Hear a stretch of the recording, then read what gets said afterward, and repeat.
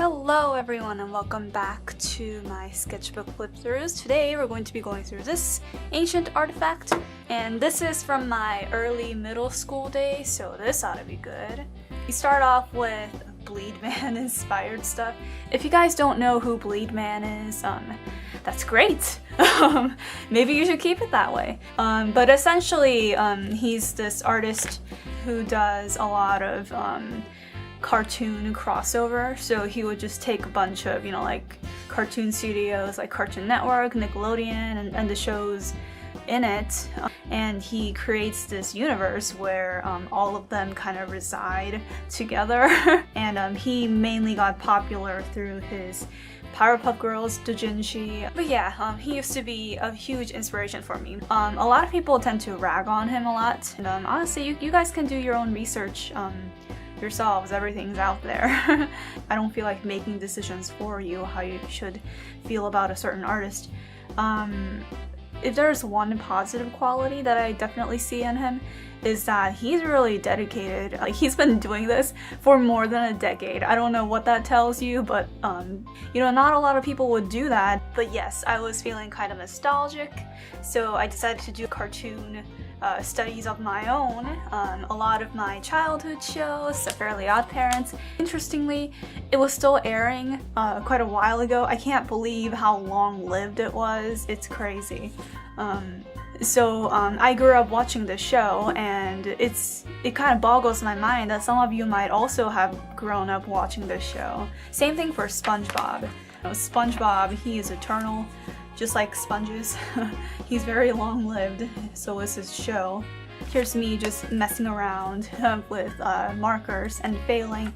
I didn't use any under sketches for this. I just drew directly with a marker.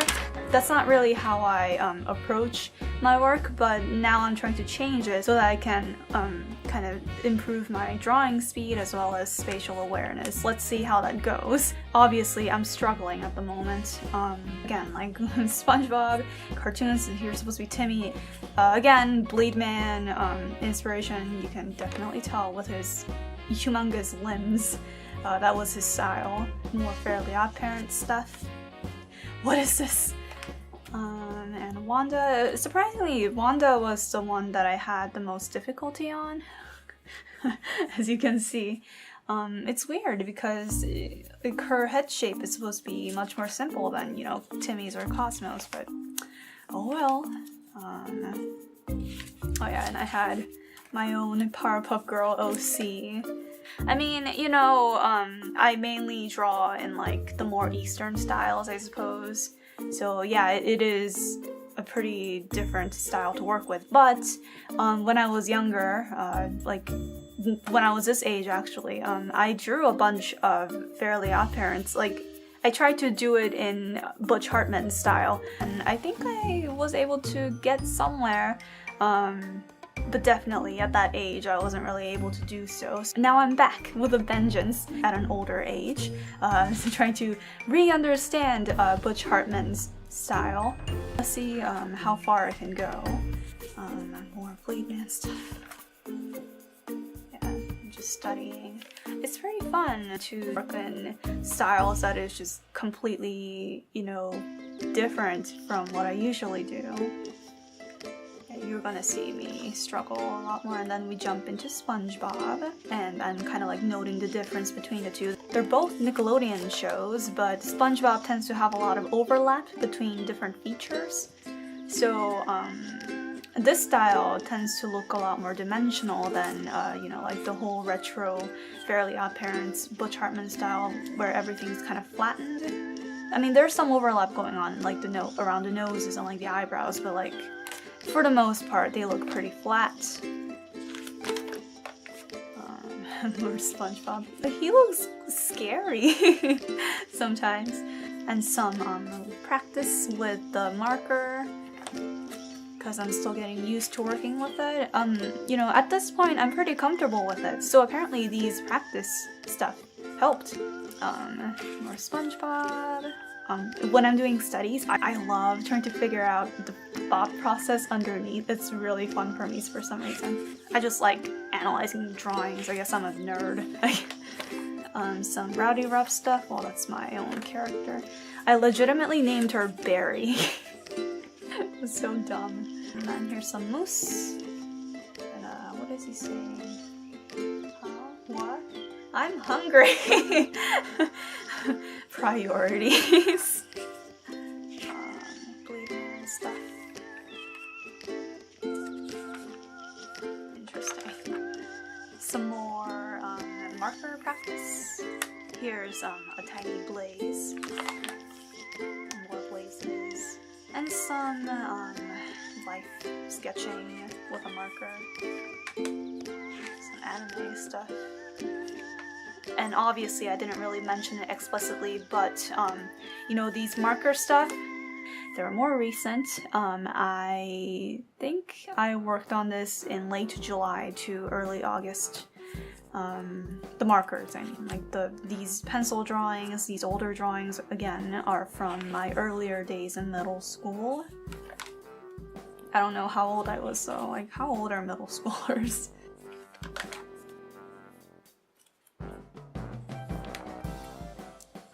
Ah, shit! I forgot the milk! He needs some milk. And oh, Colas! He's putting on his robe.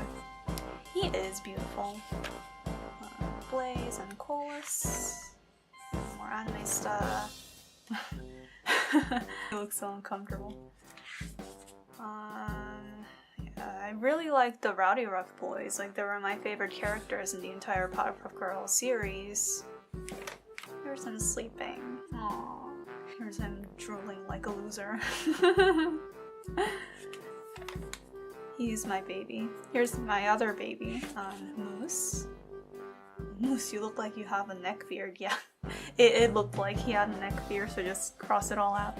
Yeah, Blade Man stuff. More Moose. It's pretty fun to draw with a marker, actually, because all the drawings come out pretty fast. So, you know, I was doing a bunch of skull studies in marker, and yeah, it was drawn in a matter of seconds. It really was. They go by really quick, so I feel like if you are out and about and doing, you know, a bunch of life drawing, maybe you should go with a marker, because people don't stand still. Oh, I guess she was scared by a spider. Go to your happy place. I am your doom! Metal Gear exclamation sound effects. More skulls. Man, a lot of my older drawings were extremely story driven. I gotta get back into that. Right now, I'm not sure if you guys can tell, but I am focusing more on construction and you know, general accuracy. So I can, but I can't really focus too much on stories, expressive drawings, although I do to a degree, but my #1 priority at this moment in my life is, you know, really getting the construction and draftsmanship down. So afterwards, I can apply those and get really, you know, crazy with stories and characters and all that. I just want some concreteness in my drawings before I push it and make it fluid and exaggerated. It's a delicate balance. You have to keep that. In my opinion, it's not good to be too loose or too unorganized with your drawings, because you know, you lose clarity that way. But on the other hand, you can't be too concrete or exacting with your drawings, because then you lose the life and the energy in the drawing. So it really is, you know, like a juggling effect. You have to keep at a certain balance of the two extremes. Of course, in a level that you are comfortable with. You know, some people want more structure, some people want more looseness. It's really up to you, but I feel like you need a degree of the two in order for your drawings to be successful, no matter what the goal is. So, some Wandas and Cosmos, more, that one's Brick, right? The red one, Rowdy Rough Boy. My OC again, and then a bunch of Wandas, because again, I struggled a lot more with Wanda than, you know, like Timmy or Cosmo for some reason. Some Ginga Densetsu weed stuff. I told you guys I did a lot of fan art of that series. And Trixie and Veronica.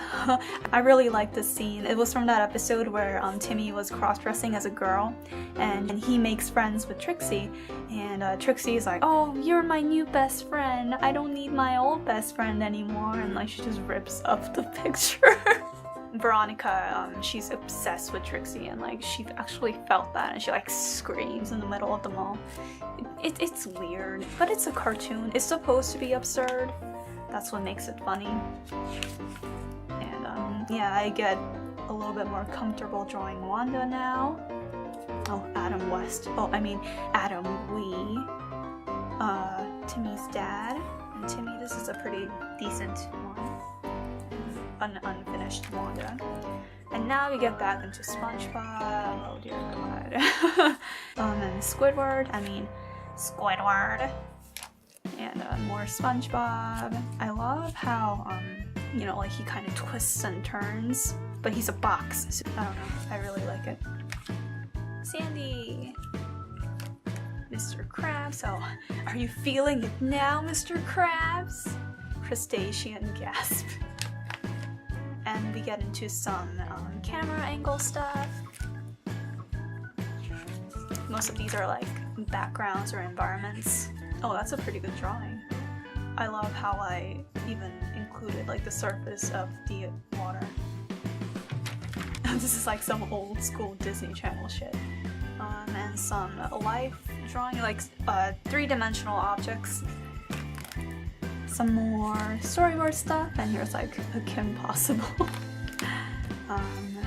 More environment storyboard things, and oh my gosh. What was wrong with me? Again, those board stuff. Some cats. A running Patrick. Yeah, I had no filter. This was like an adaptation of characters from this show called Cat Scratch that was on Nickelodeon. I was extremely welcoming of like any potential influences that I came into contact with. It's ridiculous. But yeah, this was like a character called Waffles, and I turned him into like a cute little cat. And you know, like in the Powerpuff Girls, they had this one episode, I think they had two, but all the Powerpuff Girls got turned into cute little puppies, and I don't know, my brain just made the connection that, hey, I'm going to take those, you know, like Powerpuff pups and these Cat Scratch kittens, and I'll just pair them together, because to my middle schooler mind, there was nothing wrong with that at all. The 5-second drawing. Oh yeah, I used to do this a lot in school to like impress my friends, and I would just like poop out like a really badly drawn 5-second drawing. Like this literally did take me 5 seconds, and the worst part about it was like my friends actually thought it was like awesome. Like they're like, "Oh my gosh, that is so cool." Guys, don't be enablers. I think these are the last batch, and more Ginga stuff. I didn't really know what GB, like this character, I didn't know what his name stood for. It was literally GB, and after doing some research now, it was actually Great Britain. Like, why would you name a dog Great Britain? Like, that's so weird, because just think about it, you'd be saying things like Great Britain, fetch! Great Britain, sit! Don't you see anything wrong with that at all? No? Okay. And this was inspired by, this is way back then, I forgot the name of the artist. Maybe it was Makani, maybe it wasn't, but it was a Harry Potter fan artist, and it was like the Weasley twins using each other as a mirror. It's like, thanks Fred, you're welcome George, you know, like it was pretty witty of the artist, but and then I had to ruin it with my own rendition. Oh, and we're doing a bunch of gestures now. Gestures are not like figure drawings, gestures are very quick. Gesture drawing is essentially trying to capture the mood, the energy, the feeling of a pose, rather than, you know, like in figure drawing, when you're trying to capture the pose realistically, you know, exactly as it is. This is a poodle. My cousin who gave me that M&M sketchbook would probably like this. She has 2 toy poodles and they are adorable. Just some practice stuff. Oh, apparently this drawing was done in 2007. I didn't really date a lot of my drawings, although I really should have. I still don't do it. I just date the sketchbooks and that's it. More gestures. Is she trying to break Barry's arm? Oh my god! Middle school self? What the heck? More gestures. Gestures and and she calls me dumb. Oh, and then like here's this erased Ed from Ed and Eddie. More gestures. More gestures. And here I just crammed a bunch of stuff together into one drawing, so perspective is probably off. Some life drawing again. Huskies. An innocent girl one moment, a ruthless tomboy the next. What does that mean? Are tomboys not girls? Like, what are you trying to say? What the more doggos, like some skeleton studies, musculature studies. This is just a mess. More dogs. Found a husky puppy. They're so fat and round when they're puppies. They're so cute. More huskies. And then some stylized ones. I think this one was a study. And we end this sketchbook with I look horrible. How bad can it be? We're pretty much wearing the same thing. You look horrible too! No! Oh my god! What is wrong with you? I must have had a really rich imagination back then. Let's hope that I kept some of it so that when I move on to the more fun story-based stuff, I can kind of channel all this back onto my newer drawings. But anyway, thanks for sticking with me. As always, thanks for watching, have a great one, and I hope to see you on the next video. Bye bye!